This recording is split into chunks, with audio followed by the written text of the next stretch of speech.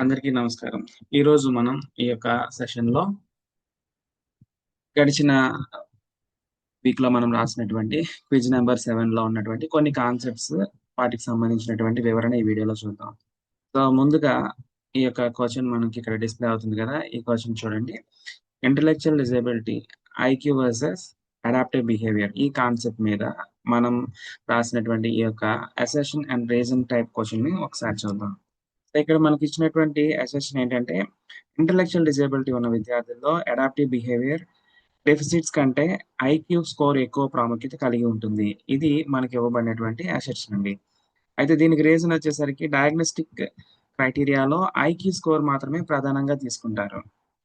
అయితే ఇక్కడ మనం గమనించినట్లయితే అసెర్షన్ అనేది ఇంటలెక్చువల్ డిజేబిలిటీలో ఉన్న విద్యార్థుల్లో అడాప్టివ్ బిహేవియర్ కంటే ఐక్యూ స్కోర్ ఎక్కువ ప్రాముఖ్యత కలిగి ఉంటుంది అనంటే, మనం ఫస్ట్ చూడగానే ఇది కరెక్ట్ గానే ఉందనుకుంటాం. కానీ వాస్తవానికి అసెర్షన్ అనేది తప్పు.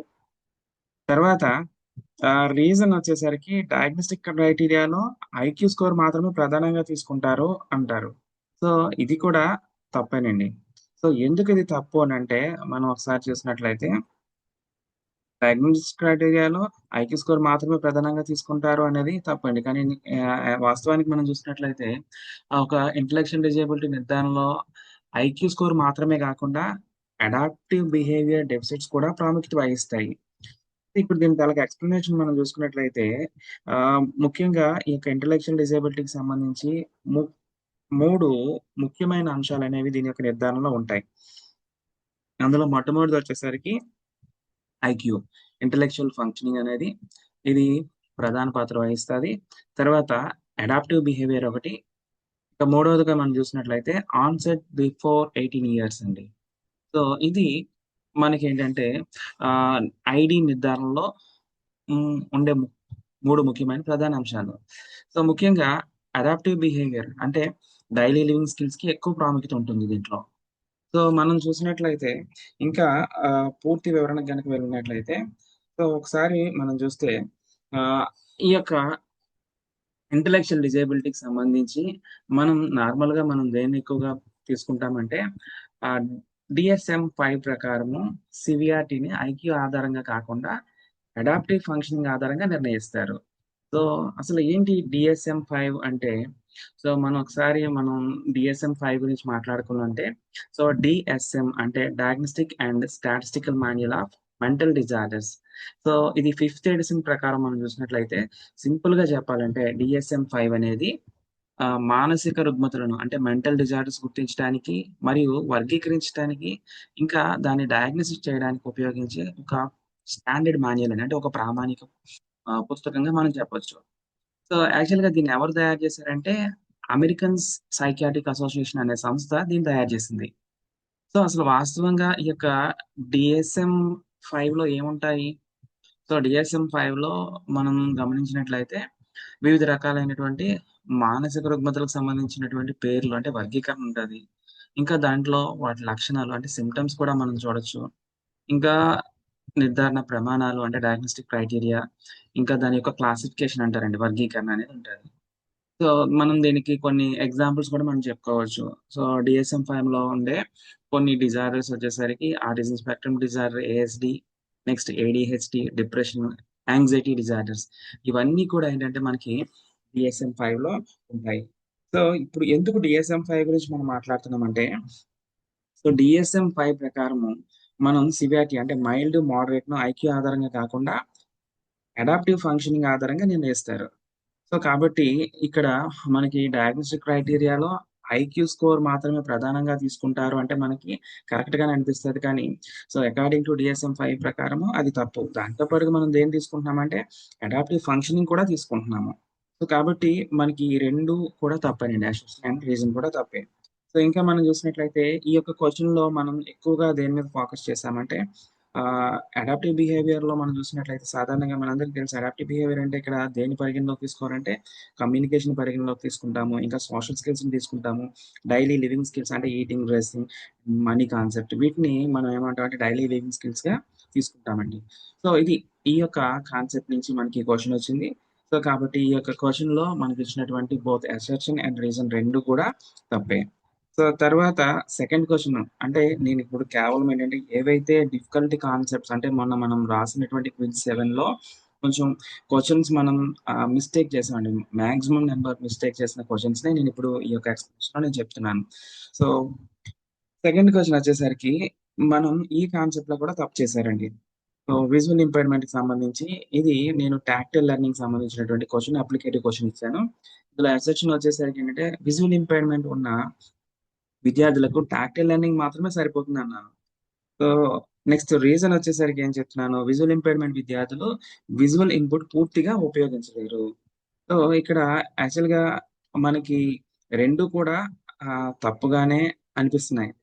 ఇంకా చెప్పాలంటే మనం ఫస్ట్ చూడగానే విజువల్ ఇంపైర్మెంట్ ఉన్న విద్యార్థులు టాక్టైల్ లెర్నింగ్ మాత్రం సరిపోతుందని కానీ సో ఫస్ట్ షాట్ లోనే మనం ఇది రైట్ అని మనం పెట్టేస్తాం. కానీ వాస్తవంగా మనం గమనించినట్లయితే అది కూడా తప్పే. రీజన్ కూడా అంటే విజువల్లీ ఇంపైర్మెంట్ ఉన్న విద్యార్థులు ఇక్కడ పూర్తిగా విజువల్ ఇన్పుట్ పూర్తిగా ఉపయోగించలేరని చెప్తున్నాము. ఇది కూడా కరెక్టేగా. కానీ అకార్డింగ్ టు ద అసెషన్ ఈ రీజన్ అనేది తప్పు. కానీ ఇండిపెండెంట్ గా చూసుకుంటే రీజన్ కరెక్ట్ గానే ఉంటుంది. కానీ ఇక్కడ మనకి ఇచ్చినటువంటి క్వెషన్ ప్రకారం అంటే ఇది ఏ కాన్సెప్ట్ నుంచి ఇచ్చామంటే విజువల్ ఇంపైర్మెంట్ అంటే టాక్టైల్ లెర్నింగ్ సంబంధించిన ఆ కాన్సెప్ట్ లో ఇచ్చాము. సో ఇప్పుడు మనం చూసినట్లయితే అందరు విద్యార్థులు అంటే అన్ని రకాల విజువల్ ఇంపైర్మెంట్ ఉన్నటువంటి వాళ్ళందరూ కూడా బ్లైండ్ కాదు. చాలా మందికి లో విజన్ ఉంటది. కొంతమందికి విజువల్ ఇన్పుట్ కొంతవరకు ఉపయోగించగలుగుతారు. సో కాబట్టి ఇది తప్పు. నెక్స్ట్ టాక్టైల్ మాత్రమే సరిపోతుందనే వివరణ కూడా తప్పేనండి. నెక్స్ట్ ఇంకా దీనికి విజువల్ ఇంపైర్డ్ విద్యార్థులు విజువల్ ఇన్పుట్‌ని పూర్తిగా ఉపయోగించలేరు. ఆహ్, అది కొంతవరకు వాస్తవమే. కాకపోతే ఏంటంటే ఇక్కడ మనం ఏం అవసరం అంటే దీనికి మల్టీ సెన్సరీ అప్రోచ్ అనేది అవసరం. సో, మనం ఈ యొక్క క్వెషన్ నుంచి ఏ కాన్సెప్ట్ మీద మనం ఎక్కువగా ఫోకస్ చేసుకోవాలంటే, విజువల్ టీచింగ్ మెథడ్స్ మీద మనం ఎక్కువగా ఫోకస్ చేసుకోవాలి. సో, ఇంకా రానున్న రోజుల్లో మనం పెట్టుకోబోయే క్విజ్‌లో ఈ కాన్సెప్ట్స్ మీద ఎక్కువగా ఫోకస్ చేయాల్సిన అవసరం ఉంది. విజువల్ ఇంపైర్డ్ టీచింగ్ మెథడ్ వచ్చేసరికి ఏంటంటే, first one visual large print, contrast తర్వాత టాక్టిల్‌కొచ్చేసరికి బ్రైల్ సంబంధించి, నెక్స్ట్ ఆడిటరీ దీనికొచ్చేసరికి ఆడియో సపోర్ట్. సో, ఈ యొక్క కాన్సెప్ట్స్ మీద మనం ఎక్కువ ఫోకస్ చేసుకుంటే, ఈ సెక్షన్ నుంచి వచ్చే క్వెషన్స్ మనం కరెక్ట్‌గా అటెంప్ట్ చేసుకోవచ్చు. తర్వాత functional academics for IT students. So, ఈ క్వెషన్ నుంచి కూడా అంటే ఈ కాన్సెప్ట్ నుంచి కూడా చాలా మంది తప్పు చేశారండి. సో, ఇక్కడ ఇచ్చినటువంటి అసర్షన్ ఏంటంటే, ఇంటలెక్చువల్ డిజబిలిటీ ఉన్న విద్యార్థుల కోసం సో, మనం ఇక్కడ ఐఈపీలో ఫంక్షనల్ అకాడమిక్స్‌కి ప్రాధాన్యం ఇవ్వాలి. తర్వాత దీనికి రీజన్ వచ్చేసరికి ఫంక్షనల్ స్కిల్స్ డైలీ లివింగ్ ఇండిపెండెన్స్‌కి సహాయపడతాయి. సో, ఇక్కడ మనం చూసినట్లయితే అసర్షన్ అనేది కరెక్టే. రీజన్ కూడా కరెక్టే. సో, మనకి ఇంకా దీనికి ట్రిక్కీగా ఎలాగిస్తారంటే both assertion and reason are correct. But reason is not correct explanation for the assertion. So, ఈ టైప్ ఆఫ్ ఆప్షన్స్ కూడా వస్తాయి. కాబట్టి అలాంటి సందర్భాల్లో మనం ఏంటంటే అసర్షన్ రైటే, రీజన్ రైటే. కానీ ఇక రీజన్ అనేది ఏకి సరైనటువంటి ఎక్స్‌ప్లనేషన్ అని మనం కరెక్ట్‌గా చెప్పగలగాలి. దాన్ని ఐడెంటిఫై చేయగలగాలి. ఈ స్టేట్‌మెంట్ కరెక్ట్ అనుకోవాలి. సో, కాబట్టి ఈ టైప్ ఆఫ్ క్వెషన్స్ వచ్చేటప్పుడు మనం first assertion correct, reason correct. కానీ రీజన్ అనేది కరెక్ట్ ఎక్స్‌ప్లనేషనా ఫర్ అసెషనా కాదా అనేది మనం గమనించుకోవాలి. సో, అయితే ఇక్కడ ఈ కోచింగ్‌కి సంబంధించినటువంటి కాన్సెప్ట్ మనం చూసినట్లయితే సో, ఇంటలెక్చువల్ డిజేబిలిటీ విద్యార్థులకు రియల్ లైఫ్ స్కిల్స్ అనేవి చాలా ముఖ్యం. సో, దేనికంటే ముఖ్యం? అకాడమిక్ కంటెంట్ కంటే ముఖ్యం. సో, ఫర్ ఎగ్జాంపుల్ మనం చూసుకున్నట్లయితే ఏమొస్తాయి అకాడమిక్ కంటెంట్ కంటే ప్రధానంగా రియల్ లైఫ్ స్కిల్స్‌లో ఏమొస్తాయంటే మనీ యూజ్ అనేది రియల్ లైఫ్ స్కిల్స్‌కి సంబంధించింది. తర్వాత టైమ్ అండర్‌స్టాండింగ్ కూడా సంబంధించింది. తర్వాత సెల్ఫ్ కేర్ స్కిల్స్ కూడా ఇవి ఎంతో ప్రాధాన్యమైనవి. సో, ఇవన్నీ కూడా ఏంటంటే ఇండిపెండెంట్ లైఫ్‌కి ఇవి అవసరం అవుతాయండి. సో, నెక్స్ట్ మనం ఫంక్షనల్ అకాడమిక్స్ అంటే ఏంటో తెలుసుకుందామండి. సో, మనందరికీ తెలిసిన విషయమే ఫంక్షనల్ అకాడమిక్స్ అంటే ఏంటంటే, సో, డైలీ లైఫ్‌కి ఉపయోగపడే లెర్నింగ్స్‌నే ఫంక్షనల్ అకాడమిక్స్ అంటాం. సో, ఫర్ ఎగ్జాంపుల్ ఆహ్, మనీని గుర్తించడం అంటే ఫర్ ఎగ్జాంపుల్ రూ. 10 లేదా రూ. 1, రూ. 5ని గుర్తించటం. తర్వాత క్లాక్‌ని వాళ్ళు చదివి దాన్ని ఐడెంటిఫై చేసుకోగలగటం. ఇంకా చెప్పాలంటే సెల్ఫ్ సెల్ఫ్ కేర్ స్కిల్స్‌లో వచ్చేటప్పటికి సో, ఫర్ ఎగ్జాంపుల్ ఈ యొక్క ఏదైతే ఇప్పుడు నేర్చుకుంటున్నారో మనీ కాన్సెప్ట్ గాని, టైం గాని సో, వీటిని వాళ్ళు ఉపయోగించి ఏంటంటే వారి నిత్య అవసరాలు గాని, నిత్య జీవిత సంబంధితమైన పనులు గాని చేసుకోవడానికి సో, ఇది అప్లికబుల్ అవ్వాలి. సో, కాబట్టి మనం ఏంటంటే ఇక్కడ ఈ యొక్క కాన్సెప్ట్‌లో ఎస్పెషల్లీ ఫంక్షనల్ అకాడమిక్స్ అంటే ఏంటి? ఫంక్షనల్ అకాడమిక్స్ అనేవి ఐడీ పిల్లలకి ఎలా ఉపయోగపడతాయి? సో, ఈ కాన్సెప్ట్‌లో మనం ఫోకస్ చేసుకుంటే, సో, ఇక్కడొచ్చే అసెర్షన్ అండ్ రీజన్ ఇలాంటి క్వెషన్స్ మనం కరెక్ట్‌గా అటెంప్ట్ చేయగలుగుతాం.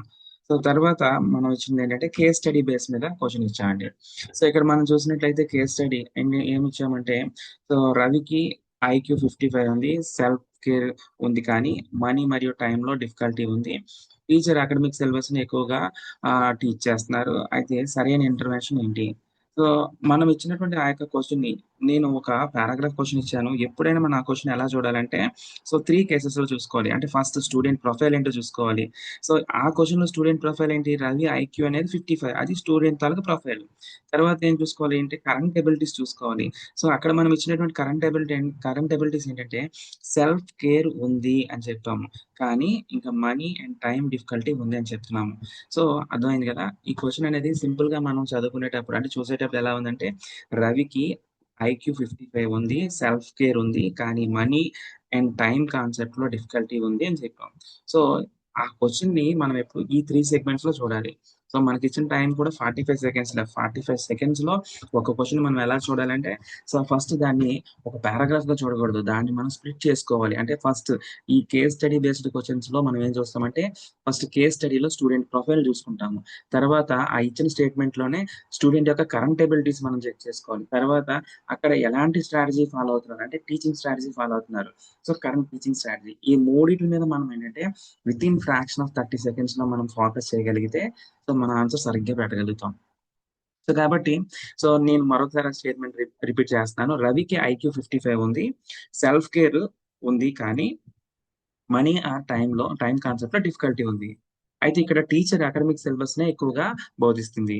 సరైనటువంటి ఇంటర్వెన్షన్ ఏంటి? సో, ఇది. సో, దీన్ని నేను ఎలా స్ప్లిట్ చేశానంటే student profile. So, 10 years old Ravi. IQ 55 ఉంది. తర్వాత తన కరెంట్ ఎబిలిటీస్ ఏంటి? బేసిక్ సెల్ఫ్ కేర్ చేయగలడు గానీ, మనీ కాన్సెప్ట్, టైమ్ అండర్‌స్టాండింగ్‌లో కష్టపడుతున్నాడు. సో, ఇందాక మనం దీనికంటే ముందు క్వెషన్ మనం మాట్లాడుకున్నాం గదా! ఫంక్షనల్ అకాడమిక్స్ కన్నా ఇప్పుడు వీక్ అని దీని అర్థం. తర్వాత దీనికి ఐఈపీలో ఎలా చేసుకున్నారు? కరెంట్ టీచింగ్ పెట్టారు. ఏంటి కరెంట్ టీచింగ్ అంటే, టీచర్ అతనికి అకాడమిక్ సిలబస్‌నే బోధిస్తుంది. సో, ఇది రాంగ్ ప్రాక్టీస్ కదా! మనం క్వెషన్ చూడగానే మనకు అర్థమైపోతుంది. సో, ఇప్పుడేంటి సరైన ఇంటర్వెన్షన్ ఏదని అంటున్నారు.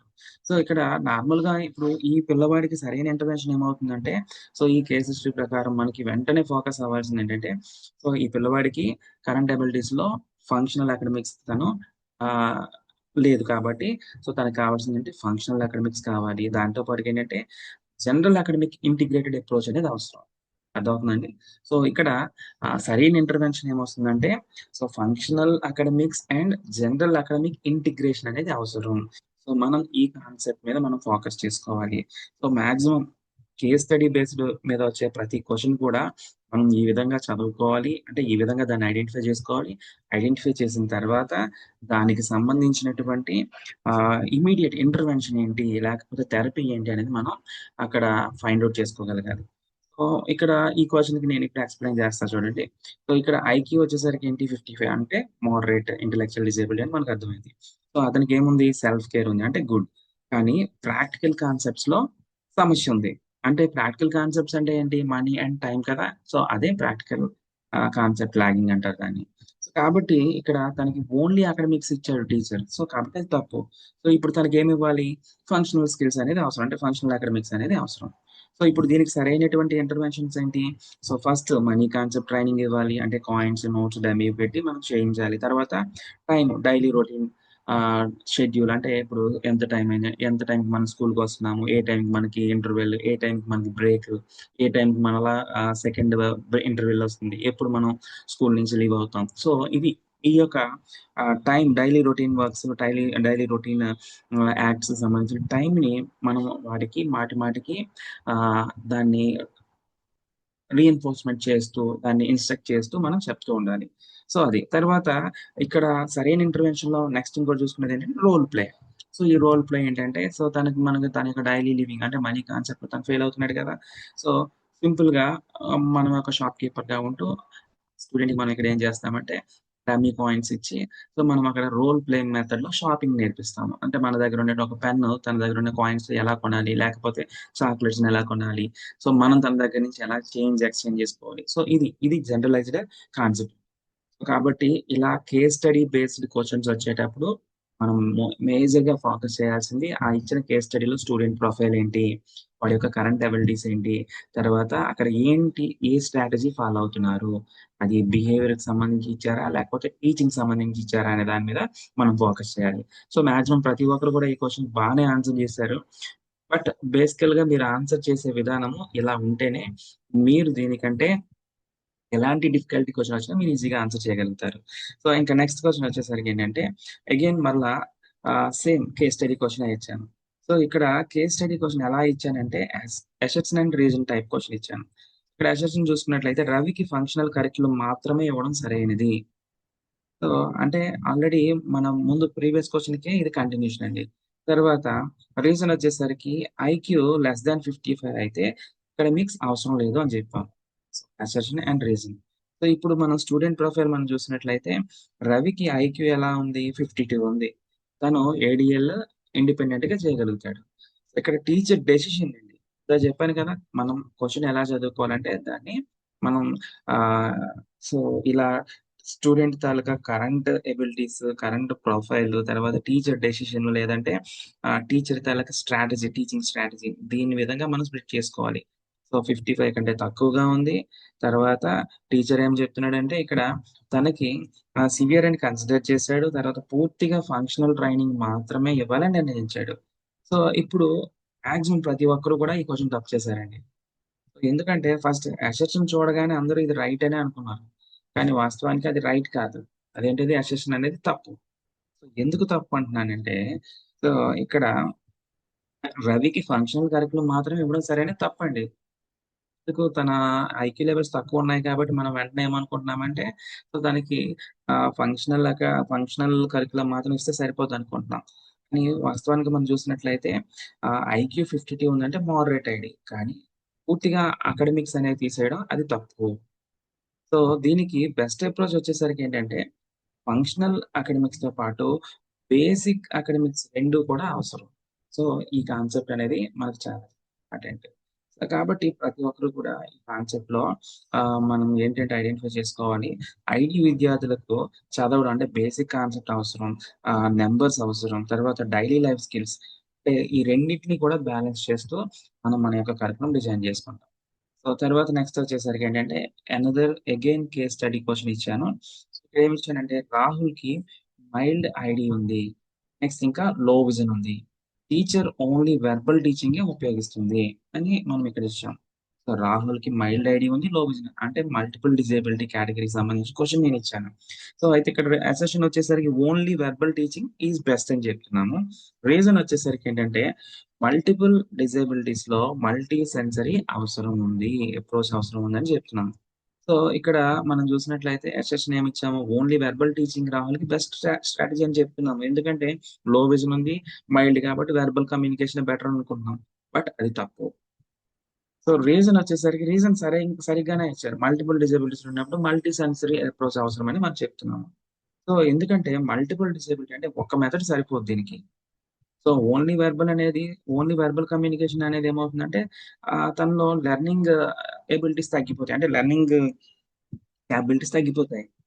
కాబట్టి దీనికి బెస్ట్ మెథడ్ ఏంటంటే visual, tactile and auditory. So, ఇవి కూడా చాలా అవసరమండి. అంటే మల్టీ సెన్సరీ టీచింగ్ మెథడ్ అంటున్నాము. అంటే సో, ఇక్కడ విజువల్ అంటే చూస్తారు. నెక్స్ట్ ఆడిటరీ అంటే వింటారు. నెక్స్ట్ టాక్టైల్ అంటే టచ్, స్పర్శ ద్వారా తెలుసుకుంటారు. సో, దీనివల్ల ఏమవుతుందంటే లెర్నింగ్ రిటెన్షన్ అనేది పెరుగుతుంది. సో, కాబట్టి మనం ఇలాంటి క్వెషన్స్ వచ్చేటప్పుడు మనం ఏంటంటే ఫస్ట్ ఎప్పుడైనా కూడా మల్టిపుల్ డిజేబిలిటీ కేటగరీకి సంబంధించొస్తే ఫస్ట్ మన మైండ్‌లోకి స్ట్రైక్ అవ్వాల్సింది మల్టీ సెన్సరీ అప్రోచ్‌కి సంబంధించిన కాన్సెప్ట్ రావాలి. సో, ఆ కాన్సెప్ట్ మనకి రావాలంటే ఫస్ట్ ఆఫ్ ఆల్ మనం దాన్ని పూర్తిగా క్షుణ్ణంగా నేర్చుకొని దానికి సంబంధించినటువంటి ఇలాంటి అనలైటికల్ క్వెషన్స్ అనేవి మనం చేయడం కరెక్ట్ అండి. ఐ థింక్ హోప్ మీకు ఈ షార్ట్ డ్యూరేషన్‌లో జస్ట్ ఓన్లీ ఒక 6 కాన్సెప్ట్స్ మాత్రమే మాక్సిమం మెజారిటీ ఆఫ్ పీపుల్ తప్పు చేశారు. సో, కాబట్టి నేను వాటిని మాత్రమే మీకిక్కడ ఎక్స్‌ప్లెయిన్ చేయడం జరిగింది. సో, ఐ థింక్ ఫ్రెండ్స్ ప్రతి ఒక్కరికి కూడా ఈ కాన్సెప్ట్స్ మీకు అర్థమయ్యాయి అనుకుంటున్నాను. బట్ వీటికి సంబంధించినటువంటి డీటెయిల్ ఎక్స్‌ప్లనేషన్ అనేది ఫర్దర్ అప్‌కమింగ్ లైవ్ సెషన్స్‌లో నేనిస్తాను. Thank you. Have a nice day. So, ప్రతి ఒక్కరు కూడా మీరు వీక్లీ నేను కొన్ని క్విజ్ అనేది నేను కండక్ట్ చేస్తాను. సో, వాటిని మీరు రెగ్యులర్‌గా child holistic developmental community channel అనేది వాట్సాప్ ఛానెల్ ఉంది. దానిలోనైనా మీరు ఫాలో అవ్వచ్చు. లేదా యూట్యూబ్‌లో మీరు సబ్స్క్రైబ్ చేసుకున్న దానిలో కూడా మీరు రెగ్యులర్‌గా ఈ యొక్క ఇన్ఫర్మేషన్స్ అంతా కూడా మీకు కమ్యూనికేట్ అవుతది. థాంక్ యూ అండి. సో, అందరికీ ధన్యవాదాలు.